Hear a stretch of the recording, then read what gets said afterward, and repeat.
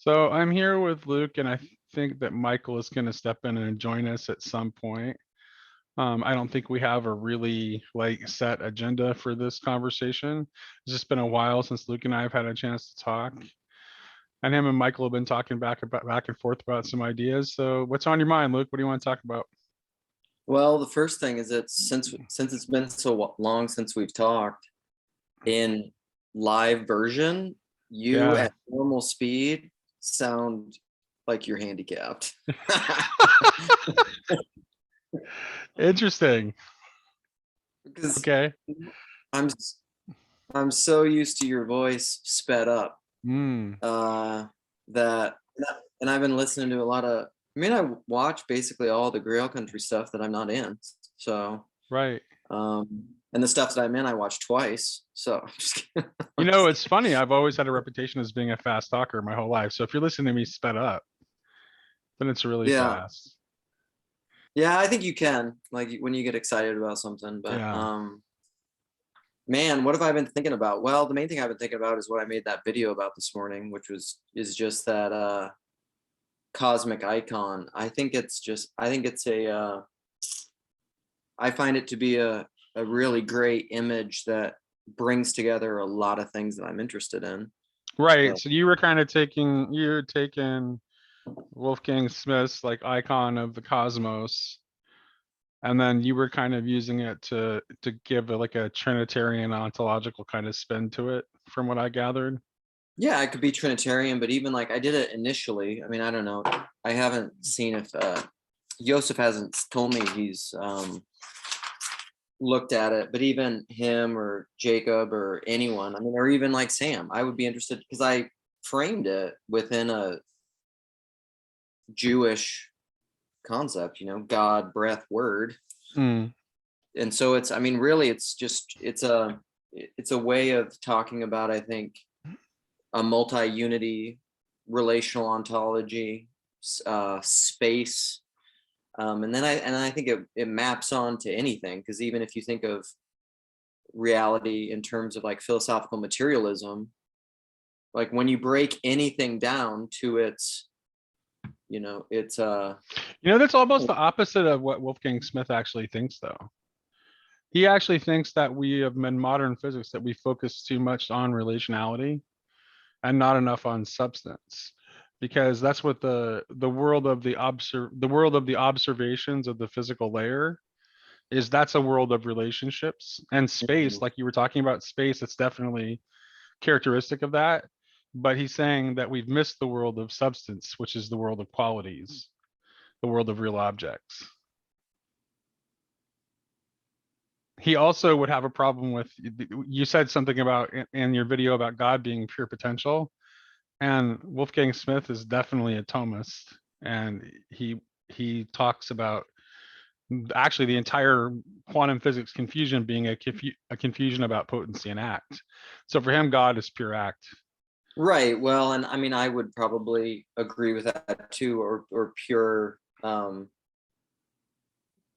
yeah, or pure being, and Christ, the only truly existent one, Well, but that's he what who being is, is. right? Actuate, that's being has no potential because it's fully actuated.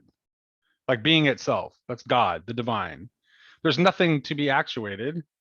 There's no potential to be, because it is the fullness of being already. Whereas creaturely being, the becoming, is properly potency, right? And it's nothing until it's actuated by God. Which is why you have that, which is why things behaves, which is why Wolfgang Smith's contention is that our observations on the quantum level are so weird. Is he saying what we're actually seeing is potency? So Yeah, so that the particle, it's not a particle or a wave until that potency is actuated one way or the other. yeah, or like the blind slit experiment or Right. what. Yeah, exactly. He's saying that is just, we're seeing potency, Right. which is, and for him in that model, what we're talking about in that physical layer, for him it's just that the outer circumference of the circle. And there's like all these other layers to our reality that we're not even seeing. The entire, what he calls the intermediary realm, which is the whole inside of the circle beyond the circumference. And of course, the one thing that I would say that does map on, although he doesn't say it explicitly, the one thing I would say is that center point. I think for him, you describe that as being God. I think that's what Wolfgang Smith is kind of indicating too. Although that's a little bit, I don't like the idea of that point, because God would have to, God is the absolute and the infinite. So God would also have to fill the entire circle. Well, that's, yeah, well, yeah, but that, to me, that is Christ. Right. Right. So that's the expression of the word. That's why I like that image of the torus, of this infinitely expanding outward thing. So for me to understand Wolfgang Smith more in what he's saying the outside is just kind of like the crust on the earth. It's just seeing the outside. It's just the world of quantity and information and, yeah, quantity specifically. It's the measurable part, right? So that's what Bernardo Kastrup has called it, the dashboard. Right. He says that that's what we've been describing essentially as the dashboard, because he's kind of come to some of the same kind of conclusions. He's not as like firmly tied to the classical model of the cosmos as Wolfgang is, yeah. but he definitely knows that the model we're given by physics is inadequate and is only Right. focused on a very tiny fraction of the totality of the real. Right. And so that probably ties into knowledge. True knowledge is folk versus information, because that's something I was just thinking about and riffing on in the video, is that information to me, or facts, this is one of my Lukeisms, is facts don't exist. Facts would be this same icon, but just looking at the outside. Right. It's the same as like static quantitative information. It's just this dead, blunt thing. Well, Like a facts, fact. its facts exist, but they're effectively infinite, so they may as well not exist, because they can't really lead to, because they are infinite multiplicity, they can't lead to any truth. Yeah, it's potency. It needs it needs the personal. It Right, needs the exactly. And observer. that's what we're measuring, is the potency, which is ultimately nothing, And right? that's kind of Until meaning it's truth. actuated and becomes something, and Yeah. God is the force that causes that actuation. Yeah, something to you or to someone else. And that gets into like a lot of things that I love, which would be personalism, which Right. Jed's and that I always love, is that everything is relative, but everything's not arbitrary. That doesn't mean that it's just like whatever you want it to be. Right. But it is Right. but it is relative to the person. Well, Because the world of the experience of becoming is a relative world. Like, that's how it's defined, but it's relative in relate. Ultimately, the thing it's supposed to be relative in relation to is God, who is the source, right? And it's disordered and chaotic when it's not. yeah, but even God, the thing that's so slippery about the God thing is because we swim in this kind of milieu of objectivism and rationalism, is that when people ascribe or talk to God, I would say they're doing so in like a dead objective information type way. Right. Like God has to remain this ineffable kind of quality, or else it's not God you're talking about. You're talking about some static thing that's not maintaining this It's kind not of right. it's Some not kind of maintaining the breath, right. the Some kind of reciprocity. it's some kind of idol. Like your idea about God is not God. Right. It couldn't possibly be. Right. And that And so that certainly we can, though. I still think we can, though, talk about like there are about ideas about God being maybe better or worse or closer or further from the picture. I mean, if Right. there is a point, I think there is a point where where something can become so untethered from its with the harmony that is probably outside of that any particular perspective, like the other fields that are contributing to it, they can become so disharmonious with those things that then it's like it lapses into just total absurdity. Because it's kind of like I said something the other day to someone where I was just like, I'm spreading, I'm spreading this butter on the toast, and boy, isn't this a great basketball game. you know, like that has nothing to do with the basketball game. Right. So like you've gone so far afield from the reality or the pattern or the harmony. This is why you could bring in the Rupert Sheldrake thing, like the pattern of instinct, the pattern of harmony, which is why I like this too. It's the field. That would be an interesting conversation to see, by the way, between Sheldrake and Wolfgang Smith. Oh my gosh, I wish so many more Because people were talking to Sheldrake. because they question a lot of the same things. Like Wolfgang Smith is actually a geocentrist. And I have heard, and Sheldrake isn't actually a geocentrist, but I've heard Sheldrake, like, he is at least honest about the fact that, like, the geocentrist proposition is absolutely feasible if you accept the right axioms, and that you can't empirically prove either heliocentrism or geocentrism. And Wolfgang Smith says the same thing. He just chooses, because he's a person of faith and he believes in in revelation, and that's always been the traditional position of the church, and he's a devout Catholic. He's like, okay, in that case, if there's no more evidence for heliocentrism, then geocentrism is it is. So like so in his mind though, see, this is where my mind gets it. This is where probably my latent, or not latent, but active, continuing modernist mindset comes in. When if he would affirm geocentrism, would he say that the physical bodies of the solar system do not operate the way within a traditional? He's saying that the Earth is at rest. The Earth does not move, and that everything moves around it, which is the kind of classical ancient cosmological model. Right. And that explains our observations just as well as the observations of, say, Einsteinian physics. So I'm not a physicist. He is. If you want to actually, if you're serious about science and you want to get into his arguments, you can read his books. I just find it interesting. I'm not really invested one way or the other, to be honest with you. I find it fascinating. It's like radical empiricism. I mean, true radical empiricism. Right. He's saying, right, exactly. He's saying there is no empirical, like, you've got mathematics that are based on certain assumptions, certain axioms that you've assumed. Right. It's not scientism, it's empiricism. You see the sun rise and set, it's going around the earth.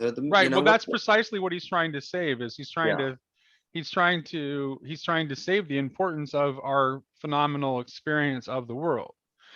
Like, there's like, there's like, he has this line about, like, like, even a scientist, when he's holding his baby, he doesn't see it as just a bundle of mostly empty space that is composed of atomic and subatomic particles. He sees it as right. a baby.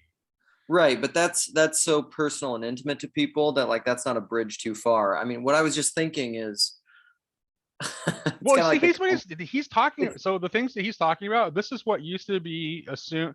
This is what used to be called intellectual intuition. These are the first principles that Aristotle was talking about.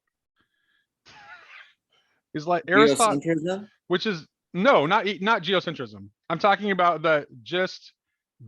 trusting your sense perceptions that are without abstraction, that are just like, that you can't deny, right? So Sun rises and the for sun for sets. for Aristotle, the entire Descartes' entire project of the cogito would have been dumb. Like that you exist is a given. It's you know it from intuition. It's an undoubtable first principle. Like you can't doubt your own existence. So why are you even engaging in the project? Right. And the same thing would be true of the existence of the phenomenal objects of the world that you experience for Aristotle. You cut out. Sorry, I said that the same would be true for the phenomenal objects of the world that you experience.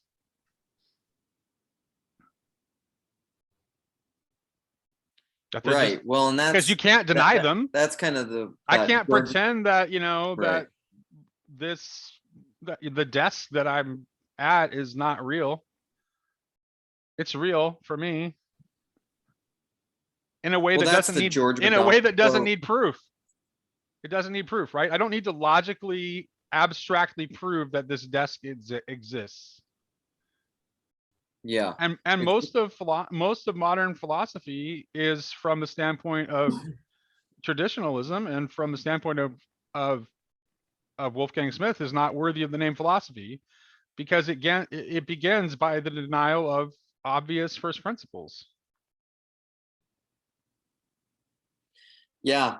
I mean, I love all that and I find it fascinating. I think it's very contrary to the way that most modern people think. It would have made me think when we were just beginning to go there and started with geocentrism or started on that tangent of being like I want people that are general enlightenment just it's like those comments you shared with me the other day. Anyone that would watch this conversation would be like, this is so stupid. I can't even begin to entertain anything these people are saying because they're such morons. That was my brother-in-law. They don't who think might comment on this one too. they don't think the earth revolves around the sun. Oh yeah, he might Idiot. throw something at me the next time I see him for even entertaining that idea. Here's the thing. This is the great thing about being a mystic, and where I would challenge people, it's falling off the peak of Mount Stupid, I would say. And this it gets at the George MacDonald quote that I love, that I repeat all the time is, but it's the fact is no man understands anything. When he understands that is his first tottering step, not towards understanding, but towards capacity one day understanding. And he says, you only think you understand things because you're familiar with them. There they are, and you have unavoidable relations with them. But he's like, that's not understanding. That's familiarity. Like all that stuff you're imposing upon it. So that's where I like the idea of radical empiricism a lot, because it doesn't, that's the smuggling. That's the baked in smuggling that scientism does, is like it brings in all these presuppositions and just acts like they're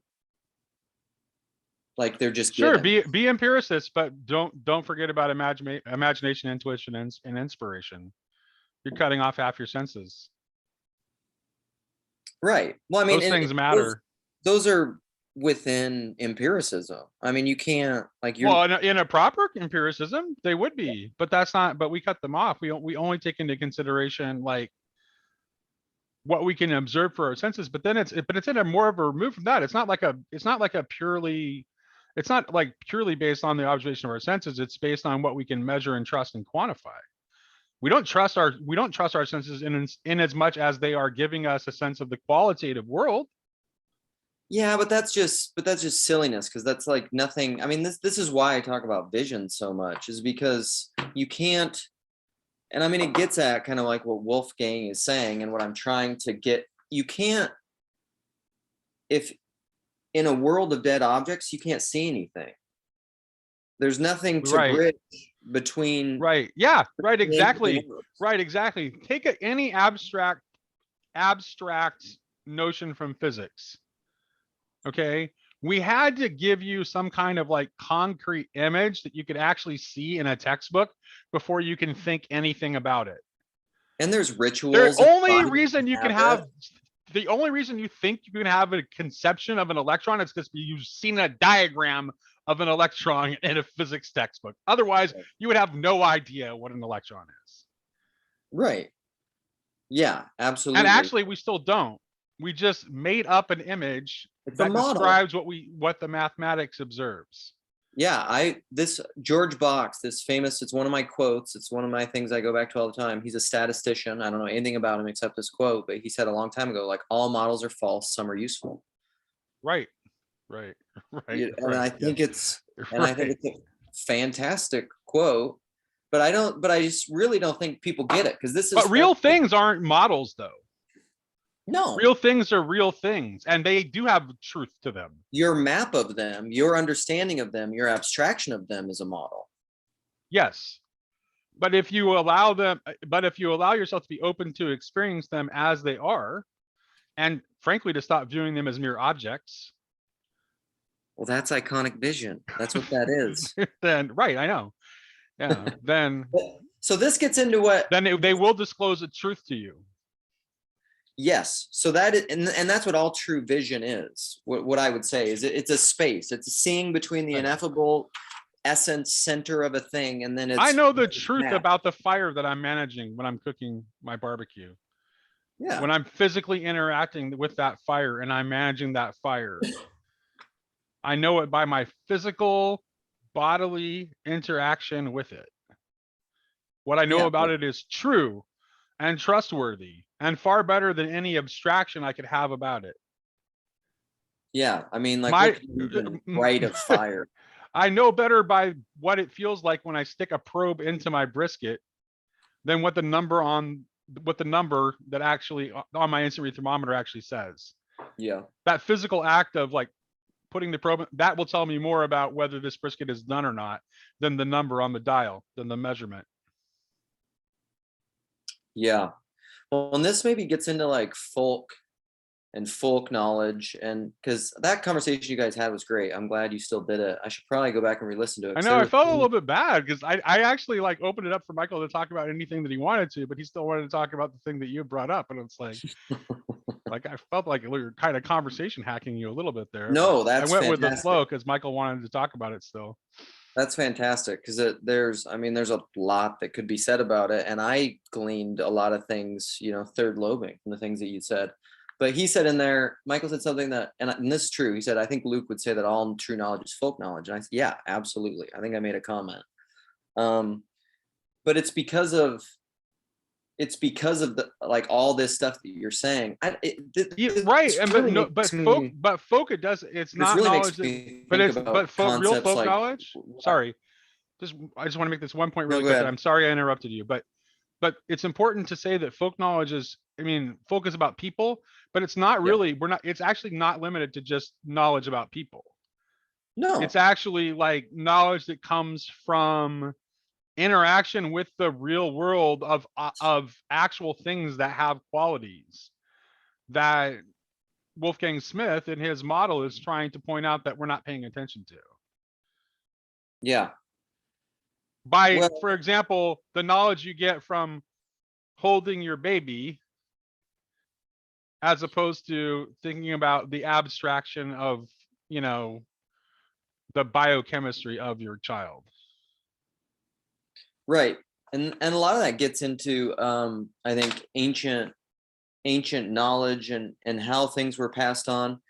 Where I'd like to get your thoughts on and kind of take this is throughout ancient history, and even if you go to like current day non literate kind of people that are living, hunter-gatherer type people or whatever, there's a way that they pass on knowledge that is, I think, much more obviously folk, because it's through habit and training and instinct, and it's kind of the stuff that it's like the difference between knowing how to bake bread and trying to learn how to bake bread from a recipe without watching anyone ever do it and knowing nothing about it. Like if you'd never baked bread before and you just get a recipe, go buy all the ingredients, and you try to make bread, it would be a disaster. Right. Like it would be a complete disaster, because that's trying to take dead objective information as knowledge and turn it into something real. And you can't, because it's like disconnected from the folk process, because the folk process is translated by persons through habits and ritual and love. It's this personal transformation, this relational transformation. Yeah, that's the kind you're talking about. When you're using the term folk knowledge, you seem to be talking about the kind of knowing that Esther Meek is talking about in her epistemology, that like where it's through Yes. where that kind of knowing is really like fundamentally tied to love. Yes, and it's fundamentally relational and embodied, because that's what real knowledge is. Like, Right. it's not, it Well, can't yeah. be abstracted. Since you use the recipe illustration, it's like that's one that resonates with me, because I have people like I'm a very skilled cook. I used to be a professional. I have people ask me for recipes all the time, and I always give it to them, and they always invariably they come back to me and say, I followed your recipe, but it didn't come out the way it did when you made it. I'm like, yeah, because it's not how it works. That Yeah, is not how it works. yeah. So So Michael, we're talking about, I'm trying to catch you up. We're talking about thinking of information as just essentially the static, quantitative, dead thing. I brought up my image. I don't know if you saw my video from this morning. Yeah, I did. And just saying how these things have to remain a living thing. And then I use the illustration of baking bread, like if you'd never done it, from just a written recipe, versus learning it from your grandma who'd learned it from her grandma or from their mom, and just down through, and like growing up with your hands in the bread. Like that's folk knowledge.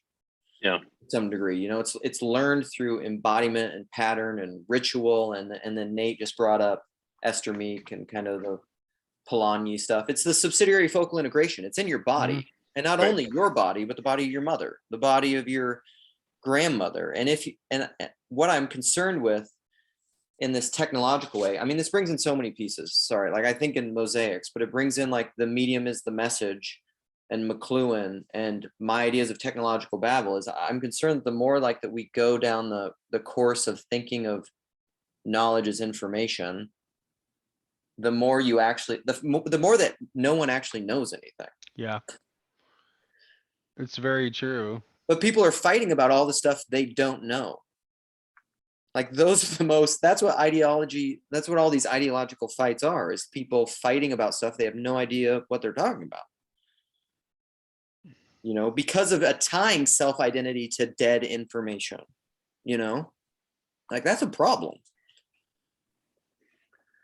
Yeah, well, and also I think that the fact that we're in the current, the 21st century, especially, we have the level or amounts of information we have access to is so overwhelming that people, they have to rely more heavily on, intermediaries to kind of quote unquote vet what information is trustworthy.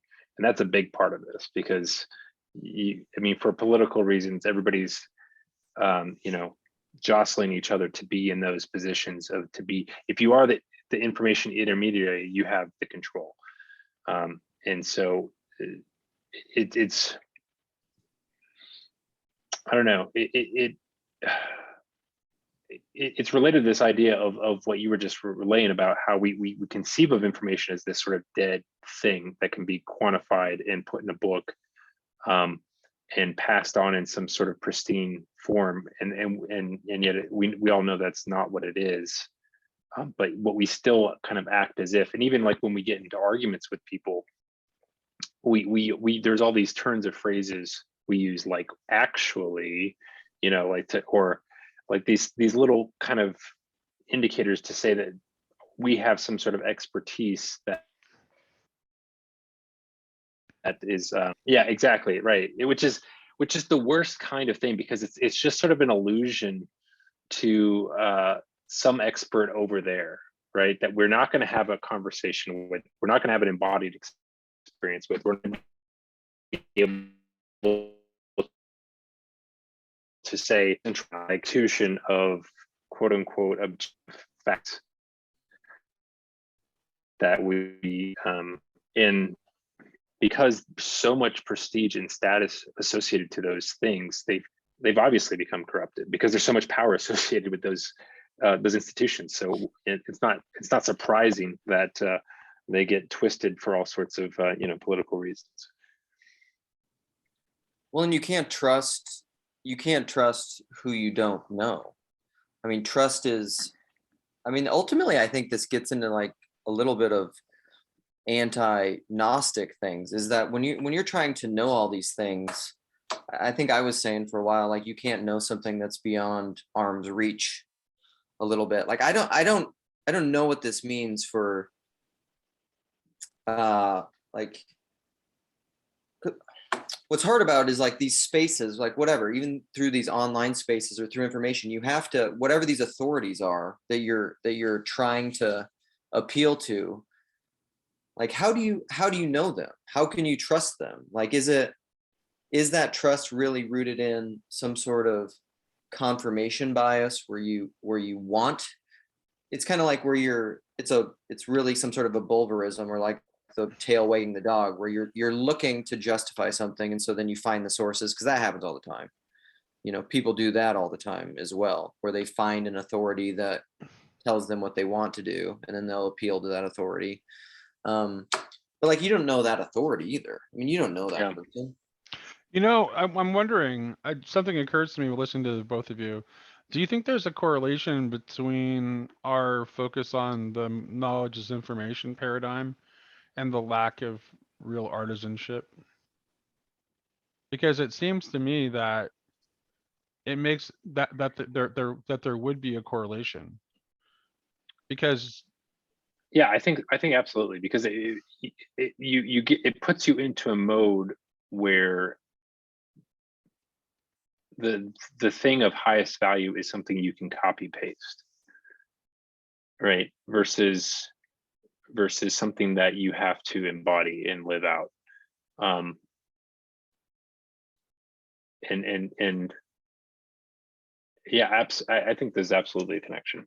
yeah, well, you can look at, okay, so like in my old industry, you can see this, like in the restaurant business, there's a huge emphasis on consistency of product, right? And the reason that there's a huge emphasis on the consistency of product is that, like, you can't guarantee that in every kitchen you're actually going to have, like, a driving artisan talent who would be capable of executing that vision. So it just gets reduced down to like less than what it could be if you actually had like a small artisan driven kitchen with a single artisan chef who had a vision. And it's done for financial reasons, because it's more profitable to do it that way. Well, that's And this the happens in economy- this, I'm talking about the craft I know as opposed to another craft, but you could say this about in any artisan kind of area that would apply, where the quality actually has gone down, I would say. Absolutely. I mean, I see this even in my industry, which is, information technology, where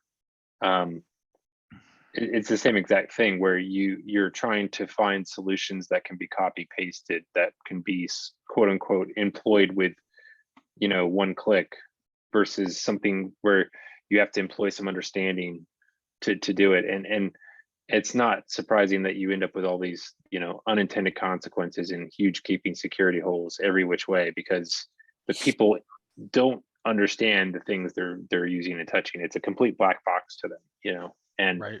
it's motivated by the same reasons, right? I mean, employees are your most expensive, asset, especially IT employees are really expensive. So you want to minimize. We also use our technology to like replicate something that really, if you want it done well, it needs to be done in an artisan way, right? So Luke started off talking about trying to make bread from a recipe when we haven't before. So we invented a technological solution to that using our information, our knowledge. Wonder bread. Well, not what I'm actually talking about. I'm talking about bread machines. Yeah. Right? I'm talking about bread machines. Bread machines are just like, here's this, you might not be able to make like really artisan bread, but it'll still be probably better than your store-bought bread. And then you don't actually have to like learn the skill. What is that's so interesting? That's the other thing, is like the information as a consumer product, like kind of overwhelms us so that it makes it harder, I think, in our world for people to actually find what they're really gifted at and focus on Yes. it. For sure, that happens. Um, what struck me as you guys were talking too is this.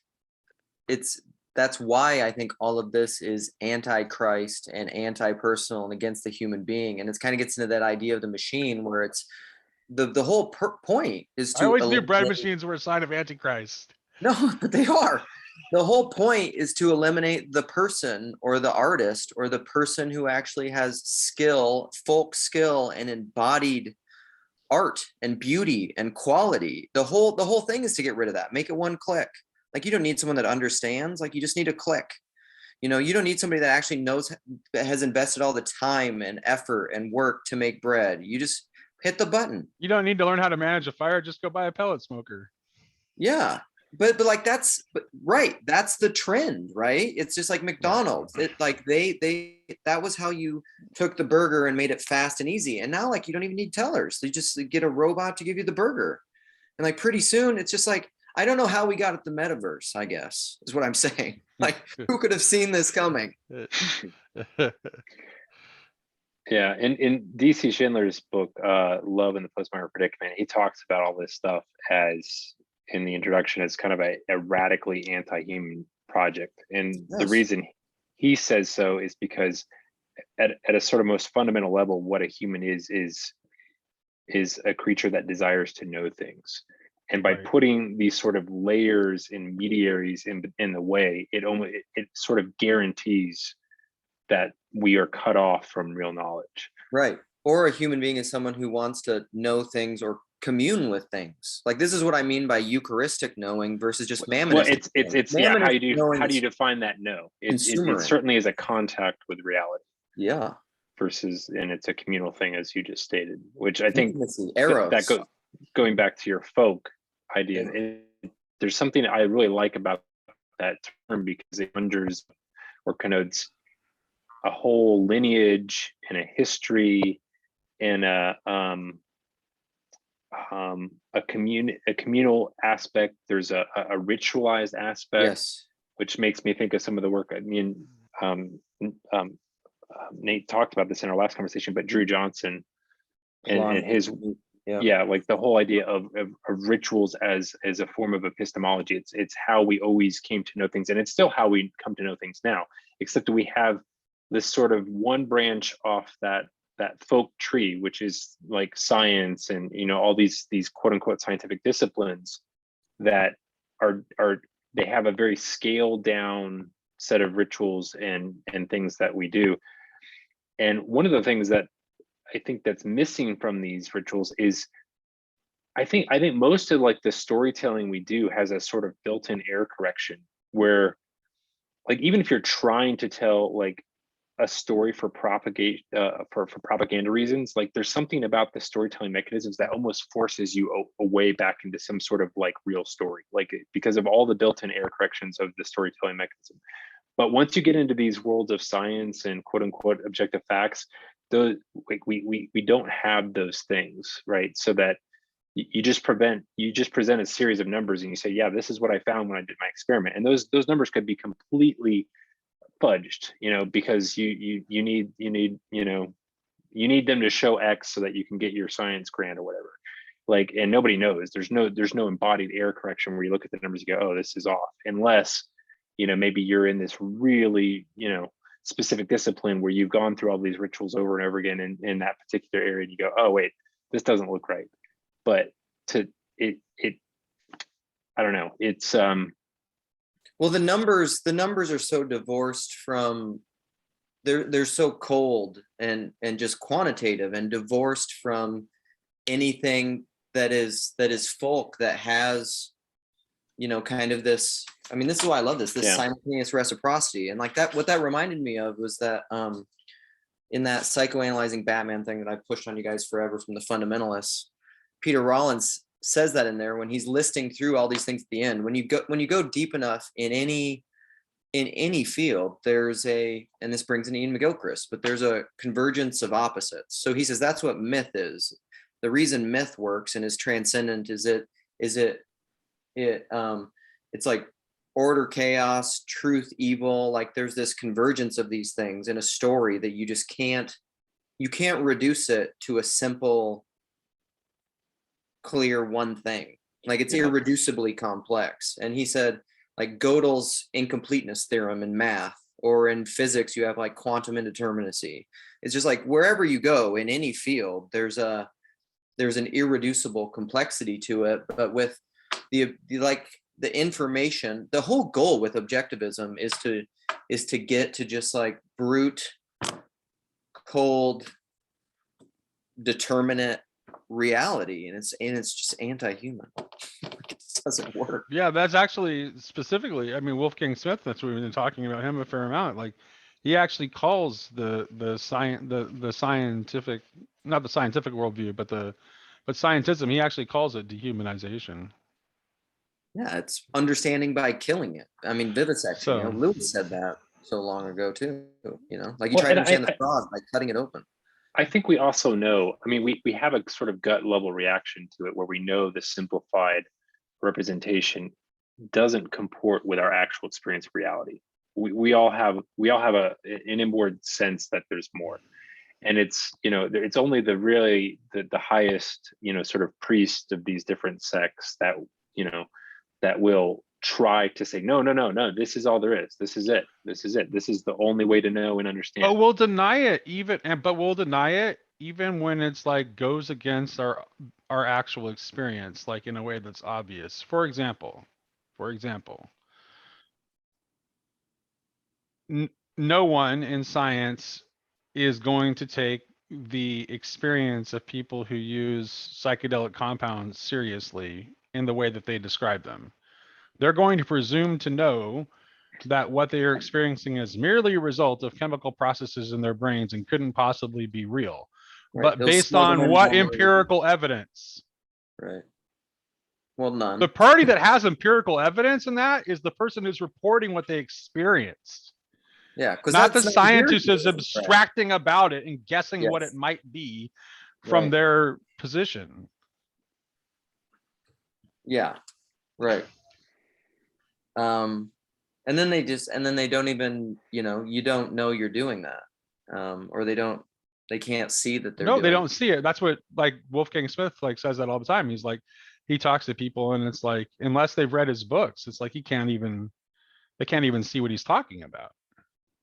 Right. Or they'll just discredit them. Because it has become our default assumption, our default framework. We accept that culturally we accept the same axioms that the scientists do. We just aren't as skilled at doing the actual work, right? So we can't really do as much with the axioms, but we accept the same axioms. And those axioms are almost reversed from what traditionally was accepted by like all of humanity before the modern era. So then how does a further up, further in quickening or an enlightenment or a re-enchantment, or as Malcolm Guite would say, just a disenchantment of the scales falling off of like that false reality that's not really there. How does that come? I think it would put science back in it, like the kind of like the physical sciences back in their proper place in the hierarchy. I think like physical sciences the physical sciences are actually the lowest realm of knowledge, not the highest realm of knowledge. And we've raised it to the highest realm of knowledge. That doesn't mean that it's not good and useful, right? But it's just not occupying the proper place in the hierarchy. It needs to be below like knowledge of eternal principles, of of divine things, of sacred things. Those things are higher. But don't you think because of, well, I mean, but that to me that would get into a lot of postmodern debates and critiques of all these claims that were used for power. Because I think a lot of people would see that as like, well, that's just a move to get, the church or whatever. back Right. of the Well, we're authority deeply to- confused about authority and power too, which is the conversation that I'm getting. I was going to have that conversation with Karen yesterday, but my lunch did not agree with me, and I was just feeling really terrible in the afternoon yesterday, so I rescheduled. So I'm going to have that conversation with her next week. But power is, frankly, has nothing to do with spiritual authority. It's actually it's the root of idolatry. And Well, you think it's the desire to, I don't know. I See- love the Graham Greene line of love. You cannot control what you love. I see it as a root. I see a lot of it as this desire to control that right, is to rooted control, in to grasp, fear. to hold, to take. Yeah. It's like, I mean, it's you can see it through the you can see it through the story of the fall, obviously, right? To take by grasping, to take for oneself what would have been given to one anyway, Yeah. right, as a gift. And then the other way, you can also see this in the prodigal, right? The prodigal is set to inherit his father's estate if he just waits, but he wants his inheritance now, and he suffers the consequences of that. And of course, the father in that story is a stand-in for God, who is actually exercising proper spiritual authority, which does he coerce the son in any way at any point in that story? No, he doesn't. He just patiently waits for him to come back and return, because he gives him real freedom, which is that's what Michael, I know this is about this is the kind of what you've been on for a long time, that divine kenosis, to lets us actually be a real thing, Mhm. right, to have a real ontological freedoms, to be something apart from God. Well, Yeah. it has to be. Like, there has to be divine kenosis, or else this would never become this. Like, it would Right. just continue to be, Right. like, a monad is nothing in and of Because itself. God in his infinite love has decided that it would be good. It is good that there are things other than God in the world, that there are other free beings. But I think for me at least, I mean, and you guys push back on this, but it seems to me like that there's some real spiritual reality that's undergoing a change and a movement towards a future where the heaven and earth are able to be married. I don't know. I mean, I don't know how to conceptualize that, but I can't conceive of that movement without saying there has to be some change. And I think the recognition of that change, from my perspective, is important, because it does it destroys any of our human ambitions to have some sort of system of control and absolute knowledge that allows us to push the buttons on all things. It doesn't say that we can't know things, but it does suggest that knowledge always has to be in relationship with something that is alive and has a will, and is learning and knowing and apprehending us as we are learning and apprehending it. And there's a dynamic there that is not, and there's nothing static about it. There's no sort of solution one can find, no system one can find that can exhaust or can control it. Right. Which I think, if in some sense, again, I think I've said this before, but I think the Greek conception of the perfect as this sort of static, unchanging thing, that's the most perfect, the thing that's already reached its telos and is completely immutable and unchanging forever, and that's what's conceived of as the highest good. I think there's something deeply flawed in it, and it's certainly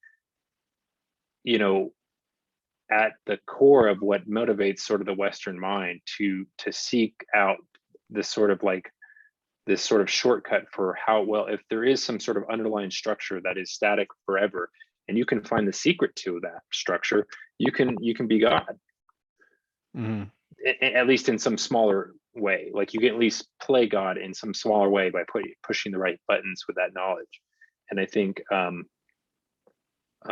we definitely, that's at some core level, that's what drives a lot of our apprehensions in our of the world, and also our ambitions. Well, I still think that I mean, I just think from a metaphysical standpoint, you really do have to have like something that is not contingent, something that is not subject to change in order to account for. But only if you want, only if you need a system where everything, 1 and 1 equals 2. I understand the desire for that, but I think if we're going to admit that the infinite is beyond us, I don't think we can say that with our human language that we can grasp this. I think we can sort of have intuitions that point us in the right direction, but to say that you have a system that draws a box around the deepest layers of metaphysics, I just think is kind of, I don't know. It's. Oh yeah, I think there's definitely something good that metaphysics. comes out of our work in those areas, but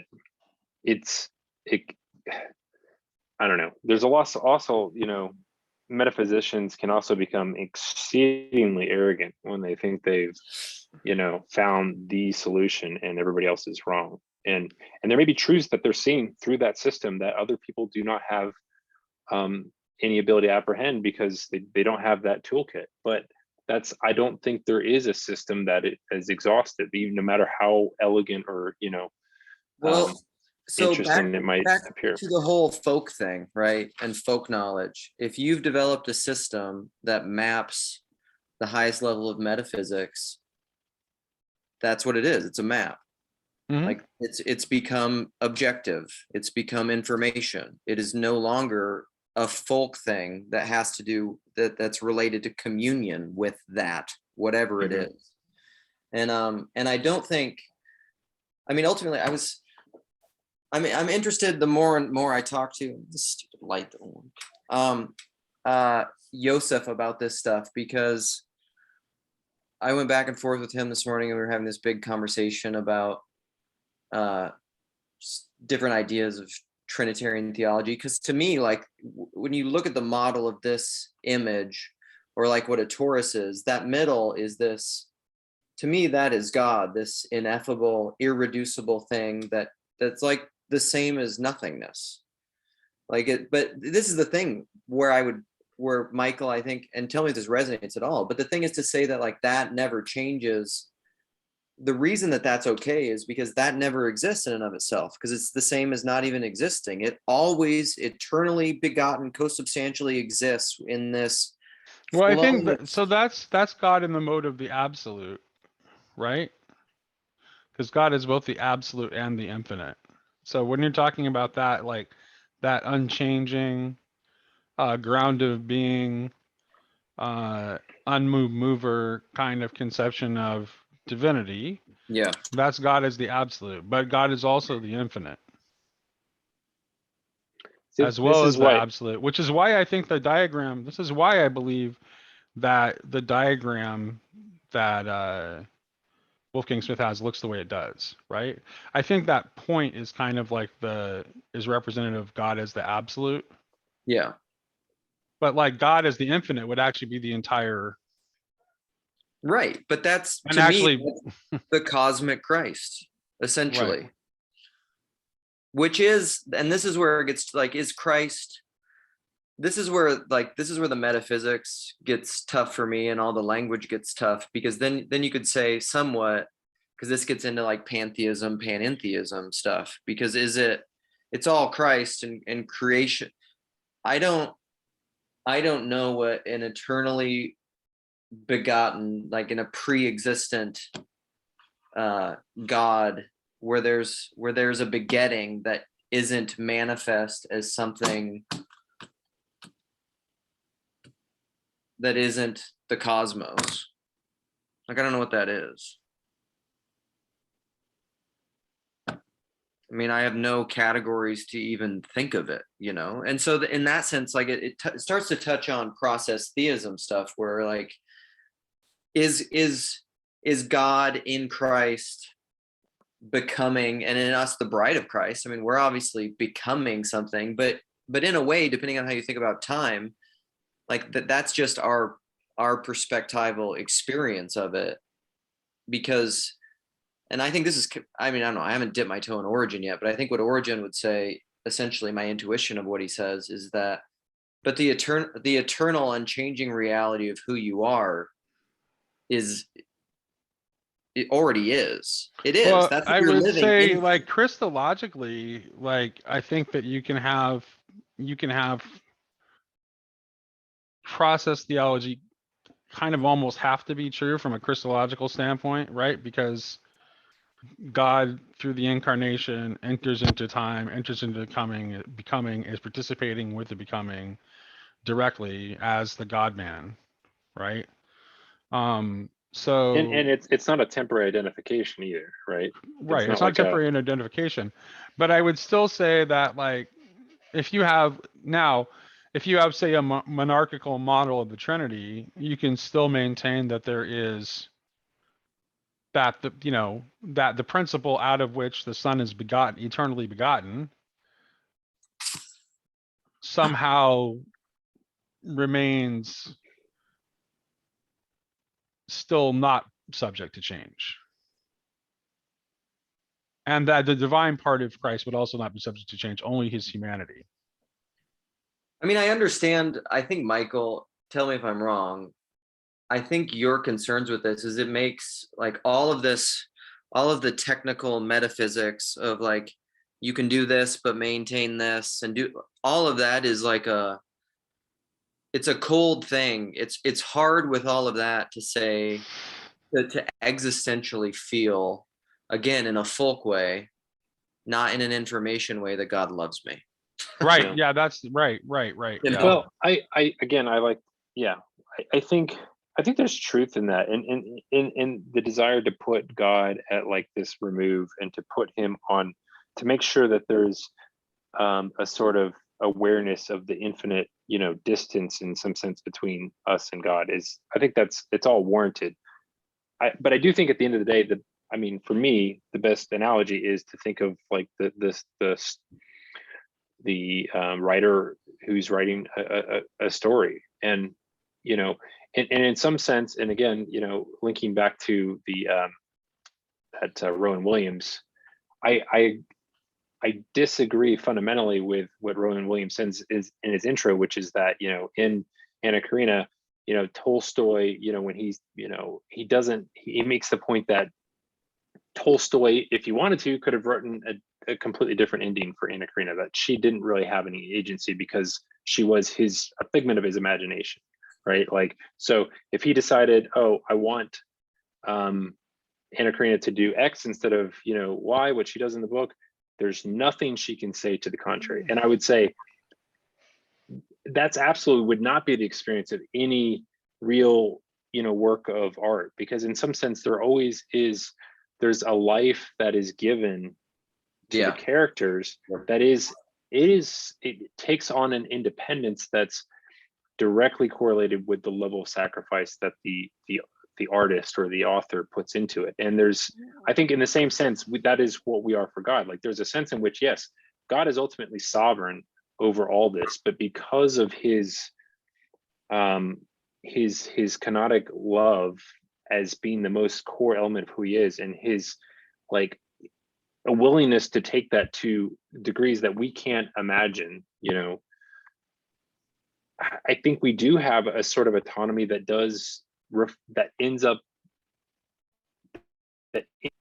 writing onto the character of God in some interesting ways, because that's what it means in some sense for the two to become one flesh at the end of the day, is for all of the weirdness of me and all the weirdness of my wife to somehow be intermingled in ways that nobody can perceive, like at a deep level. And so that does, to me, say that there has to be, if that's not just beautiful language or just some nice idea, then that has to be impacting God in deep and profound ways that matter deeply to him.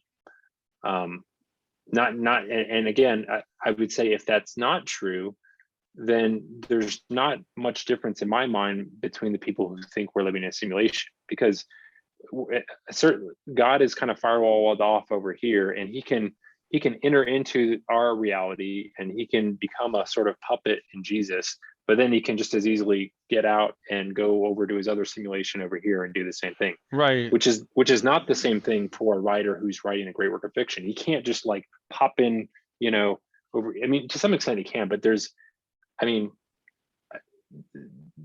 a time element where the author is kind of removed to kind of deliberate and do their own thing. But I think there's something about the incarnation specifically, again, that is intended to indicate a sense in which, God's skin in the game is already so profound and deep that, like, in a certain sense, even if he wanted to, he couldn't undo, that connection.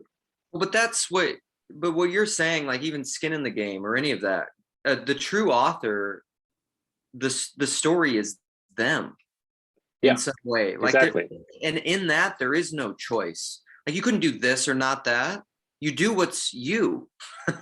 And you can't do anything else, because this is, I think there's this illusion of choice that comes with somewhat a mechanistic understanding of reality, as if like people are choosing between options. And this is where, like, I know I was saying this to Yosef this morning too, and Nate, sometimes like you say I'm a determinist, but I don't think it's that. It's just like what reality I relate to, like kind of the Zen Buddhism, I guess, and they say what is, and like it cannot be other than it is. And so like when God is writing a story, or when someone says something like that, like when people talk about the fall, like the fall could not have happened or something, I'm like, no,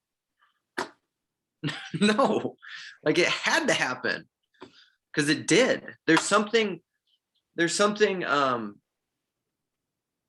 Well, I think intrinsic. I think there's every reason to not view it as a historical event, but as an archetypal pattern that repeats itself continually. Well, for sure. Because I don't think it's it's not even evident to me that that story happens in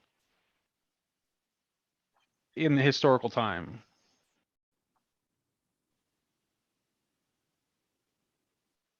Eden is very weird if you look at the text closely. It doesn't seem to be within time. That time seems to come after the fall. And that's indicated by the presence of God in Eden. Well, and that's kind God of walks in the garden. Well, and that's so it's like Eden is almost more like the outskirts of the heavenly realm than it is a place on earth. Well, you could almost think of it in Christ being the second Adam too. That's where timelessness and time meet as well. Because Adam could be this thing that's in this eternal timelessness that isn't yet within the cosmic domain or somehow. But then Christ is this, I mean, Father Bear talks about these things in very mystical ways. Like when he's talking to Sam, is like, there wasn't a time. This gets into problems that Sam will have about this logos of sarkos, like choosing a time to will to put on flesh. And Father Bear's like, no. There's not like a time where the logos is like deciding in his head to do something later. Right. And if Adam is, and maybe Adam is also a historical, maybe Adam is also a historical event, but even if he's a historical event, represents a real historical event, that seems unlikely to me. But even if he does, like, it's still also an archetypal pattern that is repeated in every human being. Yeah. That like that story repeats in every human life. Of course, because more fields. And that means as a consequence, even though Jesus Christ's incarnation is a historical event, that means that it is not just like a one-time thing, but it's also an eternal pattern. Yeah. Yeah, I think that's right. That it's intended to reveal an eternal pattern, but it also was, you know, the importance of it being a historical event, I think is really key too. But I would say the other thing that pattern Well, reveals yeah, I is, think specifically it's God's direct entrance into history, right? Which is actually your best art. This is your best argument for any kind of process thought. I think is it's going to be rooted in Christology, because here you have God has entered into time through the incarnation. yeah, and there's something. It wasn't arbitrary either, because there's, like, you know, there's all these statements about the fullness of time, and there's something that was transpiring. But even if we go back before that, there's this sort of, if you look at the way God works in the world, there's always this element of collaboration. There's always, even with the sort of inorganic, right? I mean, like, if you look at like how the creation unfolds, there's no account of God, like, you know, picking up the planets or, you know, the sun and putting them in place. There's always this sort of like a sort of the word of God goes forward and like puts this thing out there, but then it unfolds on its own in a certain sense. So there's even Right. like this collaboration that seems to come from material reality itself, that's woven through everything and leads up into the quote unquote inorganic becoming, you know, life. So like it seems like there's, I don't know, it seems like this sort of agency is riven through everything. And again, I think,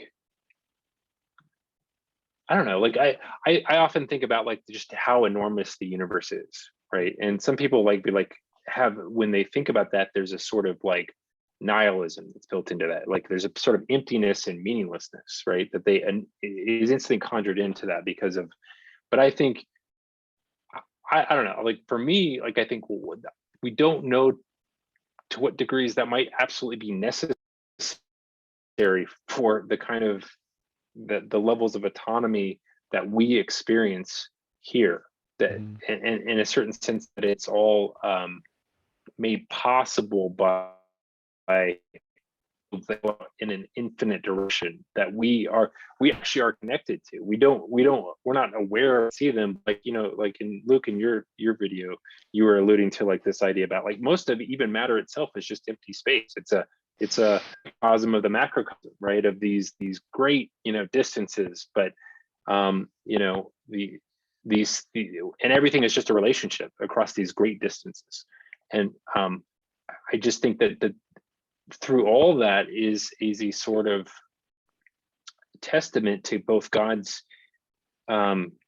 constancy and this sort of like eternal pattern of who and what he is, but at the same time it's this incredible dynamism, and these fields are like, I mean, there's these explosions happening all through the cosmos, and we don't know, I mean, we don't know the significance of them, but like, you know, prehistoric people, like they had a sort of intimation that whatever was going on there was super important, you know, like the patterns of the stars and all these things, that those were intimately connected to their lives. And we just don't, we can't even like we have so much light pollution, we don't ever look up and even have that apprehension of infinity, you know, thrust in our face any longer. And I do think, I often wonder, like, you know, how different my life would be if I had the opportunity, you know, once a day to go out and look at a black night and just be overwhelmed with and have a sense of awe, like, you know, true reverence for the relationship between myself and the cosmos I'm situated in. It would be way different. I want to say something. I'm gonna leave, but this will be great because then I get to finish wherever you guys go afterwards. I love your guys' last talk, and so not to derail it, because I think that's a great point. That way you can continue going. Excited to hear what you say. Peace, guys. All right. Bye, Luke. Sure.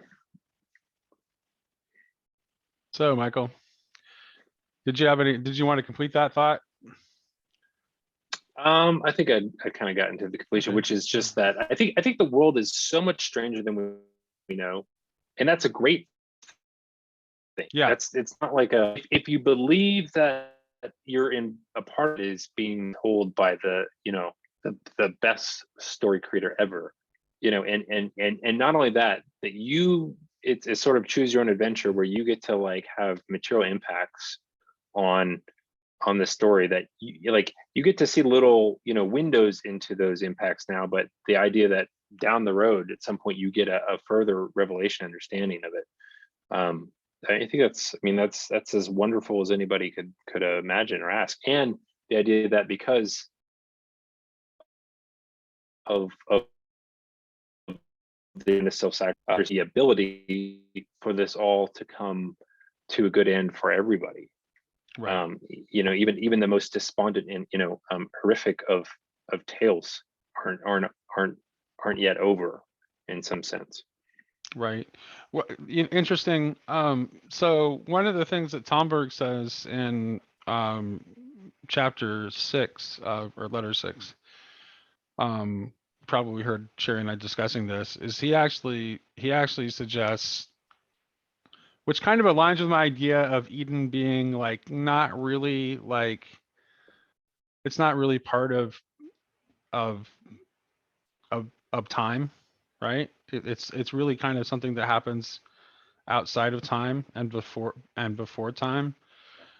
He suggests that actually that evolution is actually the design of the direction of the serpent that happens after the fall. So after we fall, because the cosmos is built for man from the traditional, Christian worldview, the cosmos is built for man. When man falls, the entire cosmos falls. So Yeah. not just man comes under the curse of the serpent and the law of the serpent, but the entire cosmos does. And that this sort of like, trial and error kind of evolution that we see is a result of the fall ultimately, and it's Yeah. the design of the serpent. And Tomberg suggests that one of the things that the incarnation does is to open up a new way that is contrary to. Mhm. So Yeah, it's interesting. I mean, and that means I that think- that here's the thing. The reason I brought that up at that moment is you were talking about our role, our participation. Mhm. Because of that, because of our shared humanity with Christ, which divinity has entered into, and our call to theosis, there has to be a role for us Yeah. in that divine hierarchy of freedom and love in order to help bring about that other possibility.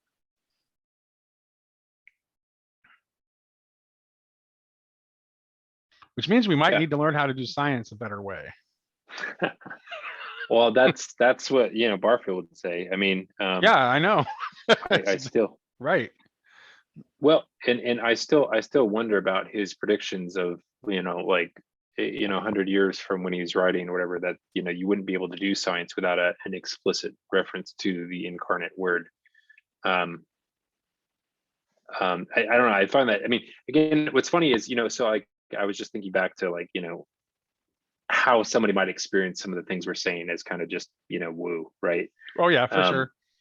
And I'm totally sympathetic to that perspective. Like, I mean, We were both materialists at one point in our lives, so we get it. Don't worry. yeah, like We're I'm not going to completely make fun of you. sympathetic. We totally understand. But there is something about this, like in some sense. Well, why am I talking about this? Well, in some sense, it is to remind and cajole myself and to stir up belief in myself, because even if you told me that I was completely wrong about this and that I would rather, I would feel better about a life being lived in accordance with this, like the hopeful idea that that's true, than myself as a materialist that's just trying to get some sort of evolutionary advantage. Because it literally shifts the way you perceive the entire world. Yeah, I feel like it's phenomenologically, phenomenologically true for me, that I see more things, that I Right. experience more depths. I see things that are actually true that I could not see otherwise without Right. engaging it this way. And you could say, well, it's sort of like Dumbo's feather in that, like, it's just sort of an artifice of human psychology. And there may be aspects of that to be true. And to the degree to which, again, whatever system we're using to understand these things is definitely flawed and incomplete and does have a lot of woo in it. And yet there's some sort of kernel in all of that we all sense, that we kind of brush up against. You're like, no, that's real. Maybe Right, everything else I right. said was just sort of with bunk, but that something of what I'm gesturing And you towards can is real. kind of look backwards and see the things that you missed too, right? Because it's like Barfield says, it's like participation never recedes entirely, right? It's Yeah. just that we abstract our participatory experiences away with our abstractions, and we just like we explain it away. But once you've made that paradigm shift, and you start to take these things seriously, then all of a sudden those things like make your entire life. So not even just like what's going on but all the things that have happened in your past, your entire experience, your entire story changes. And you can see how a lot of those things were there all along, Mhm. but that you had just buried them under layers of, well, that can't be because I know blah blah blah. Well, but then the only thing I would ask is that people would really question, like, do you really know? Do you really know? Well, first of all, unless you're Do actually, I and you no, really I mean, know? people just No. ask themselves this, do Yeah. I really know? Yeah. Or am I just repeating some axioms that I've accepted Yeah. that aren't even really mine at the end of the day? They're just what came to me through my education, my upbringing, my whatever. If people who are materialists would want people of faith to do that, they should be wanting to do it themselves. Yeah. Because a lot of, and I think at the end of the day, they'd be surprised how very much everything that they believe is also standing on a house of cards. Oh yeah. And I think, what was really compelling for me, you know, I I'm just like an inborn skeptic. So it's not hard for me to doubt myself and to doubt everybody I come in contact with, and to look for the things that are wrong before I can see any of what someone says that's right. But that sort of skepticism that says, well, I can't ever really know, so there's no such thing as really knowledge, to kind of accept the postmodern critique. And like I can there is I think it was Jordan Peterson, definitely, and in my engagement with him, that made me realize there is a sort of motivated logic in there, where it's a get out of jail free card when you look in the mirror and say, and you look at your actions and try to evaluate them and say, hey, was I being the sort of person I want to be in that situation? You can just sort of play this card. Well, who knows, like, I'm going to be dead in a few years, and probably this doesn't matter anyway. And like, you can just, it gives you so many opportunities to just, like, when you're in a tough situation, you have tough choice to make, to not really um pull the kind of weight that you would want to. And I think that's kind of universal, that when we think about what we want to be true about ourselves at the end of life, we do, like, whether there is some quote unquote afterlife or whatever the case may be, we'd still want to say that we had that we'd done sort of the best we could with what we had, what we were offered. And like, I don't think anybody can escape that. And yet these systems of the postmodern critique, or modern nihilism, whatever you want to call it, it does give you a sort of temporary, like, holding pattern to not engage in that, and to pretend like I can't really know, so why put in the effort to think about it anyway. And so when I saw that, and I could watch those lines of thought kind of underplaying at a very deep unconscious level, I was like, okay, well, that it's not neutral. It's not like I'm just like No, well, for one thing, agnostic. it undercuts all judgments of quality, right? Because Yeah. if you, and which is what human life is about. That's what being a human being is about. So you're actually cutting yourself off from being a human being in a full sense. Like, it's not healthy Absolutely. to just think that all your judgments of quality are arbitrary. and that they have nothing on, and there's nothing for that. Eventually you'll just stop making them and stop caring about anything. Yeah. Yeah, it feels very sort of avant-garde to be able to kind of say, oh yeah, I mean, I doubt everything. But again, if you take that to its logical end and you doubt the doubt, you get to Right. some interesting places. Right. Or just, maybe just try out a different set of axioms and see what conclusions you come up with. Yeah, Because, that would be the true empirical method, right? Right. Right. Yeah, I don't discourage anybody from empiricism. I'm just saying, don't arbitrarily throw out half the data. All right, Michael. This has been fun. I'll talk to you later. Yeah, have a good All one. right. I enjoyed it.